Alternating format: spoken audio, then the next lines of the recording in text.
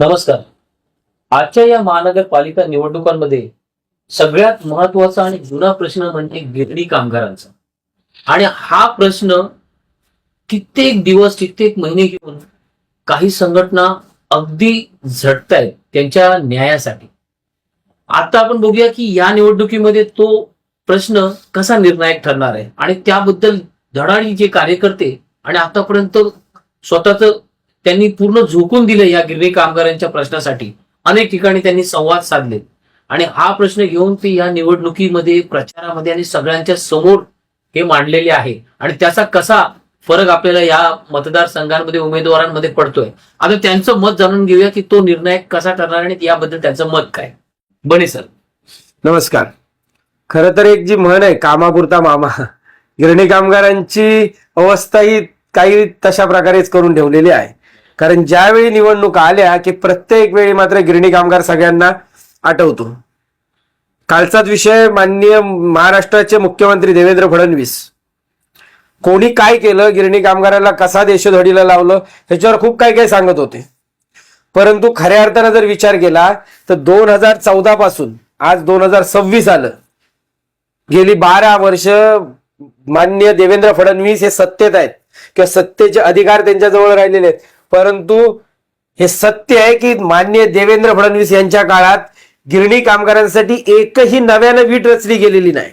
परंतु त्यांचं जर कालचं भाषण ऐकलं तर असं वाटेल की गिरणी कामगारांसाठी कोण काय करू शकतो किंवा गिरणी कामगारांचा जर कोणाला कळवळ असेल तर देवेंद्र फडणवीस एवढा कोणाला नाही. गेली 2 वर्ष आम्ही सातत्यानं आंदोलन करतोय, मोर्चे करतोय, 14 दिवसाचं उपोषण सुद्धा करून झालं, परंतु ह्या व्यक्तीनं आम्हाला साधी भेट सुद्धा दिलेली नाही. काल आशिष शेलारांच्या पोस्टवरही मी पाहिलं की गिरणी कामगारांसंदर्भात देवेंद्र फडणवीसांचं खूप काही त्यांनी लिहिलं होतं त्या संदर्भात. पण आशिष शेलारांना या माध्यमातून मी सांगेन की त्यांची ज्यावेळी आम्ही भेट घेतली होती, मोर्चा घेऊन चाललो होतो त्यांच्या घरावर, त्यावेळी त्यांनी सांगितलं की मोर्चा आणू नका, आपण काय 15 दिवसात मी तुमची एक देवेंद्र फडणवीस यांच्याशी भेट करून देतो. परंतु आज त्याला 6 महिने जास्त होऊन गेले, कुठेही भेट करून दिले. म्हणजे गिरणी कामगार हा विषय फक्त निवडणुकीपुरता या सर्व लोकांनी ठेवलेला आहे. म्हणजे काही फक्त बीजेपीवरच आम्ही विषय असं नव्हेतो, सर्वच पक्ष. परंतु सध्या संघर्षाचा विषय काहीतरी घ्यायचा आहे शासनाकडून आणि जे सध्या सत्तेवर आहेत निश्चितपणानं त्यांच्याच विरोधात बोललं जाईल किंवा त्यांच्याकडून ते घ्यायचंय म्हटल्यावर त्यांच्यावरच. कारण जे विरोधात आहेत म्हणजे काँग्रेस असेल किंवा उद्धव बाळासाहेब साहेब ठाकरे म्हणजे शिवसेना असेल, ह्यांच्या विरोधात बोलून आम्हाला काय उपयोगच नाही, त्यांच्या अधिकारात येत नाही. कारण ते सध्या त्यांच्या अधिकारात नाही. परंतु ज्यांच्या अधिकारात आहे त्यांनी काय केलं हा महत्वाचा प्रश्न आहे. आणि त्यामुळे देवेंद्र फडणवीस गिरणी कामगारांचं जर पाठच्या 10-12 वर्षात काम कोणामुळे अडलंय, गिरणी कामगारांना घर कोणामुळे मिळत नसेल आणि त्याच्यासाठी एकमेव नाव जर उच्चारायचं असेल ते मात्र देवेंद्र फडणवीस आहे.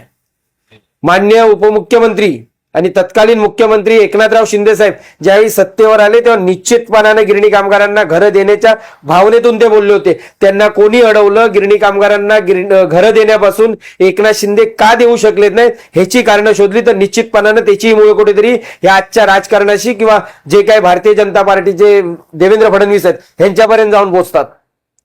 आताही त्यांनी ज्यावेळी 9 तारखेला आम्ही मोर्चा नेला तेव्हा सही करून दिली एकनाथराव शिंदे साहेबांनी, परंतु देवेंद्र फडणवीस त्याच्याकडे कोणत्याही प्रकारे लक्ष घालत नाही. त्यामुळे देवेंद्र फडणवीसांना आम्ही या माध्यमातून निश्चितपणाने सांगू की दुसऱ्याला मध्ये आणून कोणी काय केलं यापेक्षा तुम्ही काय करता हे खूप महत्वाचं आहे. कारण तुम्ही एक प्रमुख पदावर बसलेला आहे या महाराष्ट्र राज्याच्या. बरोबर. काँग्रेसच्या काळात काय झालं, 30 वर्षापूर्वी काय झालं, 40 वर्षापूर्वी काय झालं, हा इतिहास तुमच्याप्रमाणे आम्हा गिरणी कामगारांनाही माहिती आहे. परंतु तुम्हाला बोलण्याचा अधिकार, एखाद्यावर टीका करण्याचा अधिकार तेव्हाच निर्माण होईल ज्यावेळी तुम्ही गिरणी कामगारांसाठी काहीतरी करून दाखवा. या निवडणुकीच्या माध्यमातून सर्वच राजकीय पक्षांना आम्ही सांगू की गिरणी कामगारांचा जर ठोसपणे मुंबईतच पुनर्वसन करू असं जर कोणी सांगितलं नाही तर निश्चितपणानं कुठेतरी त्याचा विचार करून गिरणी कामगार मतदान करेल. म्हणजे हा ज्वलंत आणि महत्वाचा मुद्दा या निवडणुकीमध्ये आहे. या सगळ्या मतदाराने विचार करावा, कारण हा आता निर्णायकच ठरणार आहे. प्रत्येक वेळी राजकारण्यांनी आपलं घोंगडं भिजत घालणं या मुद्द्यावर आणि फक्त राजकारण करणं आणि मराठी माणसाला गोल गोल फिरवणं हे बंद झालं पाहिजे. एक निर्णय, ठोस भूमिका जो घेईल मराठी मतदार त्याच्या मागे उभा राहील आणि हा मुद्दा आणि निर्णायक ठरवू. धन्यवाद.